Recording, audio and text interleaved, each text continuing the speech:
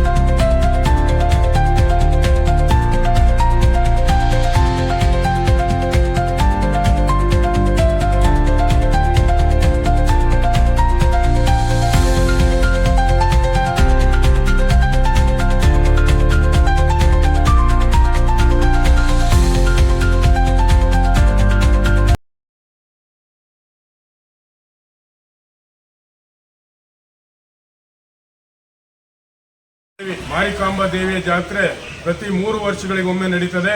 ಈ ಜಾತ್ರೆಗೆ ಅನುಗುಣವಾಗಿ ಈ ದಿವಸ ಮಂಗಳವಾರದ ದಿವಸ ಮರ ಕಡಿಯುವ ಕಾರ್ಯಕ್ರಮಕ್ಕೆ ಚಾಲನೆಯನ್ನು ನೀಡಲಾಗಿದೆ. ಇವತ್ತು ಪೋತರಾಜರು ನಗರದ ಪ್ರಮುಖ ಬೀದಿಗಳಲ್ಲಿ ಚಾಟಿ ಸೇವೆಯ ಮೂಲಕ ಹಲಸಿನ ಮರವನ್ನು ಗುರುತುಪಡಿಸ್ತಾರೆ. ಆ ಹಲಸಿನ ಮರವನ್ನು ಗುರುತುಪಡಿಸಿದ ನಂತರ ಆ ರಂಬೆ ಕೊಂಬೆಗಳನ್ನು ಕಡಿದು ತಂದು ಅಮ್ಮನವರಿಗೆ ಮೂರ್ತಿ ಮಾಡುವ ಸಂಪ್ರದಾಯವಿತ್ತು. ಅದು ಆಚಾರ ಸಮಾಜದವರು ನೆರವೇರಿಸಿಕೊಡ್ತಾರೆ. ಅದೇ ರೀತಿಯಲ್ಲಿ ಉಪ್ಪಾರ ಸಮಾಜ ಬಾಂಧವರು ಜಾತ್ರೆಯ ಎಲ್ಲ ಪೂಜಾ ವಿಧಿವಿಧಾನದ ಕಾರ್ಯಕ್ರಮಗಳನ್ನು 8 ಘಟಕಗಳನ್ನು ಸ್ಥಾಪಿಸ್ತಾರೆ. ಕುರುಬರ ಸಮಾಜದವರು 2 ಜನ ಚೌಟಿಗರು ಅಂದರೆ ಯೋಗಪ್ಪದಿರು ಹಾಗೂ 1 ಘಟಕವನ್ನು ಸ್ಥಾಪನೆ ಮಾಡಿಕೊಡ್ತಾರೆ. ಚಲವಾದಿ ಸಮಾಜದವರು ಇವತ್ತು ಮರ ಕಡಿಯುವ ಕಾರ್ಯಕ್ರಮದಲ್ಲಿ ಹಾಗೂ ಅಂಕೆ ಹಾಕುವ ಕಾರ್ಯಕ್ರಮದಲ್ಲಿ ಭಾಗಿಯಾಗ್ತಾರೆ. ಸಮಗಾರ ಸಮಾಜದವರು ದಿವಿಟಿಗಳನ್ನ ತರ್ತಕ್ಕಂಥ ಕೆಲಸಗಳನ್ನು ಮಾಡ್ತಾರೆ. ಮಡಿವಾಳ ಸಮಾಜದವರು ಸಾಂಪ್ರದಾಯಿಕರ ಚಪ್ರದ ಕಾರ್ಯಕ್ರಮದಲ್ಲಿ ತೊಡಗಿಸಿಕೊಂಡು ಮೇಲ್ಕಟ್ಟನ್ನ ಕಟ್ಟತಕ್ಕಂಥ ಕಾರ್ಯಕ್ರಮವನ್ನು ಮಾಡ್ತಾರೆ. ಬೋವಿ ಸಮಾಜದವರು ಅಮ್ಮನವರ ಜಡಿಯನ್ನು ತರ್ತಕ್ಕಂಥ, ಗಂಗಾಮತ ಸಮಾಜದವರು ಜಡಿಯನ್ನು ತರ್ತಕ್ಕಂಥ ಕೆಲಸವನ್ನು ಮಾಡ್ತಾರೆ. ಸಿಂಪಿ ಸಮಾಜದವರು ಸೀರೆಯನ್ನು ತರ್ತಕ್ಕಂಥ ಕೆಲಸವನ್ನು ಮಾಡಿಕೊಡ್ತಾ ಇದ್ದಾರೆ. ಇದೇ ರೀತಿ ನಮ್ಮ ವಾದ್ಯ ನುಡಿಸ್ತಕ್ಕಂಥ ಕೆಲಸವನ್ನು ಮಾಡ್ತಾರೆ. ಇದೇ ರೀತಿಯಲ್ಲಿ ಹಲವಾರು ಸಮಾಜ ಬಾಂಧವರು ತಮ್ಮ ತಮ್ಮ ಕಾರ್ಯಕ್ರಮಗಳನ್ನ ಕೈಂಕರ್ಯಗಳನ್ನು ನೆರವೇರಿಸಿಕೊಟ್ಟು ಅಮ್ಮನವರ ಜಾತ್ರೆ ಅತ್ಯಂತ ಯಶಸ್ವಿಯಾಗಿ ದಕ್ಷಿಣ ಭಾರತದಲ್ಲಿ ಅತಿ ದೊಡ್ಡ ಜಾತ್ರೆಯಾಗಿ ಪರಿಣಮಿಸ್ತಾ ಇದೆ. ಎಲ್ಲ ಭಕ್ತ ಮಹಾಶಯರು ಅತ್ಯಂತ ಹೆಚ್ಚಿನ ಸಂಖ್ಯೆಯಲ್ಲಿ ಆಗಮಿಸಿ ಈ ಜಾತ್ರಾ ಮಹೋತ್ಸವನ ಯಶಸ್ವಿಗೊಳಿಸಿಕೊಡ್ಬೇಕು. ಫೆಬ್ರವರಿ 3ನೇ ತಾರೀಕು ಜಾತ್ರೆ ಪ್ರಾರಂಭವಾಗ್ತದೆ ಅಂತಕ್ಕಂಥ ಮಾತನ್ನ ಹೇಳ್ತಾ ಎಲ್ಲ ಭಕ್ತರು ಹೆಚ್ಚಿನ ಸಂಖ್ಯೆಯಲ್ಲಿ ಆಗಮಿಸಿ ಜಾತ್ರೆಯನ್ನು ಯಶಸ್ವಿಗೊಳಿಸಿಕೊಡ್ಬೇಕು ಅಂತೇಳಿ ಶ್ರೀ ಮಾರಿಕಾಂಬಾ ದೇವಿ ನ್ಯಾಸ ಪ್ರತಿಷ್ಠಾನದ ಪರವಾಗಿ ಎಲ್ಲ ಸರ್ವ ಭಕ್ತರಲ್ಲಿ ವಿನಂತಿಯನ್ನು ಮಾಡ್ತಾ ಇದ್ದೇವೆ. ಶ್ರೀ ಮಾರಿಕಾಂಬಾ ಜಾತ್ರೆ ಇತಿಹಾಸ ಪ್ರಸಿದ್ಧವಾಗಿರ್ತಕ್ಕಂಥ ಮತ್ತು ಕರ್ನಾಟಕ ರಾಜ್ಯದಲ್ಲೇ ಅತ್ಯಂತ ದೊಡ್ಡ ಜಾತ್ರೆ ಎನ್ನುವ ಹೆಗ್ಗಳಿಕೆ ಪಡೆದಿರುವಂತಹ ಈ ಜಾತ್ರೆಗೆ ಇಡೀ ದೇಶ ವಿದೇಶಗಳಿಂದ ಲಕ್ಷಾಂತರ ಜನ ಭಕ್ತಾದಿಗಳು ಬಂದು ಇಲ್ಲಿ ಹರಕೆಯನ್ನು ಸೇವೆಯನ್ನು ಸಲ್ಲಿಸ್ತಾ ಇರ್ತಾರೆ. ಇದು ಒಂದು ವೈಶಿಷ್ಟ್ಯಪೂರ್ಣವಾಗಿರತಕ್ಕಂಥ ಜಾತ್ರೆ.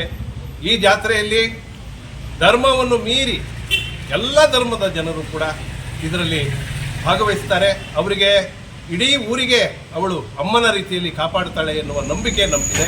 ಆ ನಂಬಿಕೆಯ ಮೂಲಕ ಈ ವರ್ಷವೂ ಕೂಡ ಈ ಜಾತ್ರೆಯನ್ನು ಫೆಬ್ರವರಿ 3ರಿಂದ ಜಾತ್ರೆ ಆರಂಭವಾಗಲಿದೆ. ಈಗೇನು ಮರ ಕಡಿಯುವ ಕಾರ್ಯಕ್ರಮದಿಂದ ಈಗ ಚಾಲನೆಯನ್ನು ಕೊಟ್ಟಿದ್ದೇವೆ. ಫೆಬ್ರವರಿ 3ರಿಂದ ಜಾತ್ರೆ ಸಾಂಗೋಪಸಾಂಗವಾಗಿ ನಡೆಯಲಿದೆ. ಲಕ್ಷಾಂತರ ಭಕ್ತಾದಿಗಳು ಬರಲಿದ್ದಾರೆ. ಇನ್ನೂ ಹೆಚ್ಚಿನ ಸಂಖ್ಯೆಯಲ್ಲಿ ಬರಬೇಕು ಎನ್ನುವುದು ನಮ್ಮ ಮಹದಾಶೆ.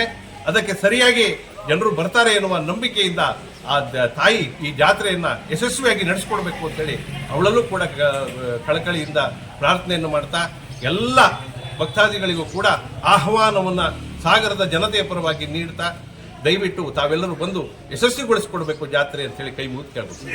ಸಾಗರದ ಸಮಸ್ತ ಜನಕ್ಕೆ ಶ್ರೀ ಮಾರಿಕಾಂಬಾ ದೇವಿ ಜಾತ್ರಾ ಮಹೋತ್ಸವದ ಮುಹೂರ್ತದ ಹಾರ್ದಿಕ ಶುಭಾಶಯಗಳು. ಈ ಸಾಗರದ ಮಾರಿಕಾಂಬಾ ದೇವಿಯ ಜಾತ್ರೆಯು ನಾಡಿನ ಪ್ರಸಿದ್ಧ ಜಾತ್ರೆಯಾಗಿದೆ. ಈ ಜಾತ್ರೆಗೆ ಸರ್ವ ಜಾತಿ ಧರ್ಮಗಳಿಲ್ಲದೆ ಎಲ್ಲರೂ ಸೇರಿ ಈ ಜಾತ್ರೆಯನ್ನು ಅದ್ದೂರಿಯಾಗಿ ಮಾಡ್ತಿದ್ದೀವಿ. ಈ ಅದ್ದೂರಿಯಾಗಿ ಮಾಡ್ತಕ್ಕಂಥ ಈ ಜಾತ್ರೆಗೆ ಸಾಗರದ ಸಮಸ್ತ ಜನತೆಗೂ ಹಾಗೂ ಎಲ್ಲ ಭಕ್ತಾದಿಗಳು ಕೂಡ ಅತಿ ವಿಜೃಂಭಣೆಯಿಂದ ಈ ದಿನ ಮರ ಕಡಿಯುವ ಶಾಸ್ತ್ರಕ್ಕೆ ಚಾಲನೆಯನ್ನು ಕೊಟ್ಟಾಗಿದೆ. ಇದೀಗ ಬೋಧರಾಜರು ಮರ ಕಡಿಯುವ ಶಾಸ್ತ್ರಕ್ಕೆ ಚಾಲನೆಯನ್ನು ನೀಡಿದ್ದಾರೆ. ಚಿಕ್ಕಮ್ಮನ ಮನೆಯಲ್ಲಿ ಈಗ ಪೂಜೆ ಕಾರ್ಯಕ್ರಮವು ಮುಕ್ತಾಯಗೊಂಡು ಈಗ ಬೋಧರಾಜರವರು ಮರವನ್ನು ಗುರುತಿಸುವ ಕಾರ್ಯವನ್ನು ತೊಡಗಿದ್ದಾರೆ. ಆದ್ದರಿಂದ ಸಾಗರದ ಸಮಸ್ತ ಜನತೆಗೂ ಮಾರಿಕಾಂಬಾ ದೇವಿ ಜಾತ್ರೆಯ ವಿಶೇಷವಾಗಿ ಅಂದರೆ ಸಾಗರದ ಸಮಸ್ತ ಜನತೆಯ ಪರವಾಗಿ ಎಲ್ಲರಿಗೂ ಕೂಡ ದೇವಿ ಸದ್ಬುದ್ಧಿಯನ್ನು ಕೊಟ್ಟು ಭಗವಂತ ಎಲ್ಲರಿಗೂ ಒಳ್ಳೇದು ಮಾಡಲಿ ಅಂತ ದೇವಿಯಲ್ಲಿ ಪ್ರಾರ್ಥಿಸಿಕೊಳ್ತೀವಿ. ಎಲ್ಲರಿಗೂ ಕೂಡ ದೇವಿಯ ಅನುಗ್ರಹದಿಂದ ಎಲ್ಲರೂ ಸುಖ ಶಾಂತಿ ನೆಮ್ಮದಿಯಿಂದ ಸಾಗರದ ಸಮಸ್ಯೆ ಜನತೆಯು ಮಾಡಲಿ ಅಂತ ಈ ಸಂದರ್ಭದಲ್ಲಿ ಆಶಿಸ್ತೇವೆ.